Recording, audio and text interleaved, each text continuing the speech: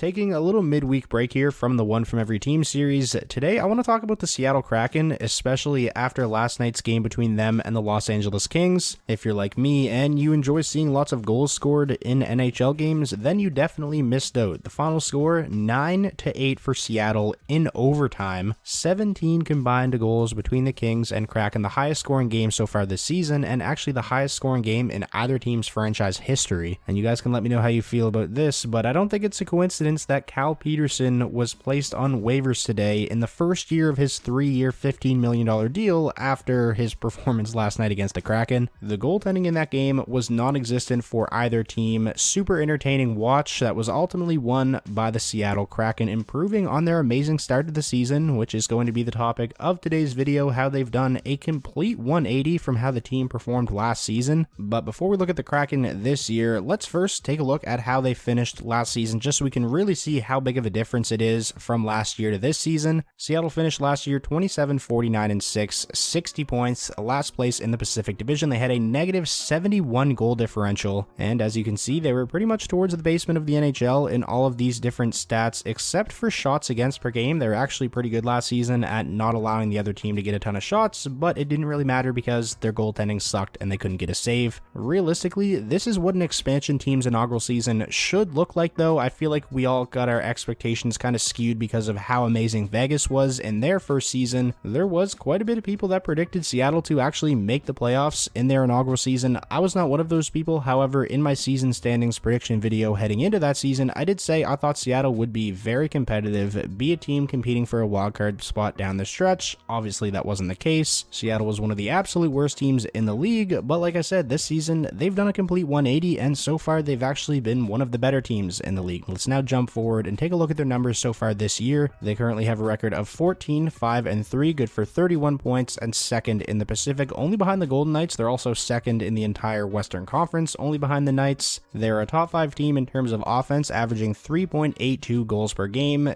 Defense, about middle of the pack, averaging 3.09 goals against per game. Although they're in the basement of the NHL in terms of shots on goal per game, their shot differential is positive because, like last season, they are once again a really good team at not allowing their opponent to get a ton of shots on goal. And although their goaltending as a whole this season is still not very good, it's definitely better than last season. I mean, it would have been almost impossible not to be. Special teams, they have a solid power play. They have one of the worst penalty kills in the league, so that's definitely something that they'd want to improve upon. But as a whole, the Seattle Kraken, there's a lot to like. Definitely still some similarities with last year's team, like, again, the goaltending, although better, still not good. The one massive difference, though, is definitely the offense. Seattle is actually scoring goals this season, and they were really hard to come by last year. When you struggle to score goals and your goalie can't make a save, that's a recipe for disaster. You're going to lose most games, and that was the case last season. But this year, Seattle is actually outscoring teams on most nights. That is why they've been so successful. I think a lot of that can be attributed to the fact that Seattle went out and kind of addressed that goal scoring problem in the offseason, signing a good finisher like Andre Burakovsky in free agency. Obviously, Matty Beniers coming in and being such a good rookie has been a big help as well. They also traded for Oliver Bjorkstrand, who almost scored 30 last season, has struggled finishing a little bit this year, but still above a half point per game pace for him. Seattle's just a much deeper team this year, and I'll really get into that once we take a look at their leading scores. But first, I want to take a look at some of their advanced analytics, and these stats are all per moneypuck.com if you want to go check them out. And as you can see here, Seattle's underlying numbers are pretty solid as well. They're pretty much in the top half of the league or middle of the pack in all of these numbers. They have a good expected goal differential. Their expected goal differential per 60 minutes is also top 10 in the league. So the numbers definitely kind of back up where Seattle is in the standings right now. This is a good team, or at least they have been through the first quarter of the season. Now I want to move on and take a look at the leading scores for the Kraken this season, and I feel like this is really where you can see the big difference from last year's team to this year's team. They're just so much better offensively. You can't even see them all on the screen because I can only fit so many players here, but 22 games into the season, Seattle has 12 players on the roster who have 10 or more points. Led by their big free agent signing from the offseason, Andre Burakovsky. He's got 23 points on the year. Jordan Eberle has 21. He's playing some of the best hockey of his career. Matty Beniers, 20 points in 22 games for him. He's the leading scorer in terms of rookies this year. Some real nice production from the back end with Justin Schultz having 16 points. McCann leads the team with 10 goals. And then, like I said, a lot of players that you can't see here on the screen are producing as well. This is a very deep team offensively. They're getting contributions all through the lineup. They're an above average defensive team as well. Really, the only thing that concerns me about the Seattle Kraken this season is the goaltending. Like I said, despite the fact that they've had a really really good start to the season. They're second place in the Western Conference. They aren't getting even above average goaltending right now. Let's take a look at the numbers. Martin Jones, who has came in and taken over as Seattle's starter, he's got a record of 12-4-2, which is very good, but a goals against average of 2.90, a sub 900 save percentage, and a negative 1.37 goals saved above expected. And just like last season, Philip Grubauer has been a non-option, a record of 1-1-1, a goals against average north of 3, an 870 save percentage, and a negative 3.28 goals saved above expected. Those are some awful numbers. In Martin Jones' case, his numbers aren't terrible, but definitely below league average. Obviously, he's been good enough up until this point, or Seattle wouldn't be in the position that they're in right now, but you can't help but wonder, is this sustainable? Winning this many games, being this good of a team with this kind of goaltending? And it also kind of makes me think, just imagine if Seattle was getting above league average goaltending right now, how scary they would look. It's pretty insane to think that this is a team with a team save percentage of .889, which is 31st in the league. The only team save percentage worse than that is the Kings, and yet Seattle finds themselves with the 5th best record in the league, or the 5th most points in the league. So this now kind of leads me to my next point. Is Seattle for real? Is this actually a good team? Do I think they're going to be able to maintain this pace and ultimately make the playoffs? But before I give you guys my thoughts on that, I want to look at what you guys think. I made a post on my community tab earlier today. Pretty simple. Will the Seattle Kraken maintain this pace and make the playoffs? And 60% of you guys say yes. And I actually agree. I do also believe that Seattle is going to make the playoffs. Now, I kind of worded that post wrong, I feel like, because I don't think they're going to maintain this pace. Like, I don't think this is a team that's going to be top 5 in the league come season's end, but I do think they're going to get into the postseason, especially when you look at how bad the Western Conference is, at least compared to the East. What is it, like 75% or 80% of teams, if they're in a playoff spot at American Thanksgiving, they usually go on to make the playoffs. I don't think Seattle's going to be one of those 20% of teams that don't, because it's not like they're just barely in a playoff spot, they're in a wild card spot or something like that. We're almost at December 1st here, and they are pretty comfortably in a playoff spot, comfortably in a divisional playoff spot. So I think this is a team we're going to see in the 2023 postseason. And listen, I think that's an amazing story. Like this, again, like we looked at earlier in the video, this was a really, really bad team last season, and I'm sure everybody expected them to be better this year, but I don't think anyone expected them to be this good, you know, this far into the season. I have to imagine if Seattle's able to keep this up, that Dave Haxtell is going to get some consideration for the Jack Adams Award. That is pretty much going to do it for today's video, though, looking at the Seattle Kraken and how they've done a complete 180 from how the team performed last season. As always, I'm really interested to hear your guys' thoughts, so be sure to let me know what you think about the Seattle Kraken down below in the comments. Do you think they're for real? Are you kind of in the same boat as me, where they're probably not going to finish as a top 5 team, but you still think they're going to make the playoffs? I feel like that's where most of us kind of lie. Please be sure to drop a like on the video if you got this far and you enjoyed. That is the best way to show your support. And last but not least, if this was your first time checking out the channel and you want more NHL content just like this all season long, be sure to hit that subscribe button, and I'll talk to you all soon.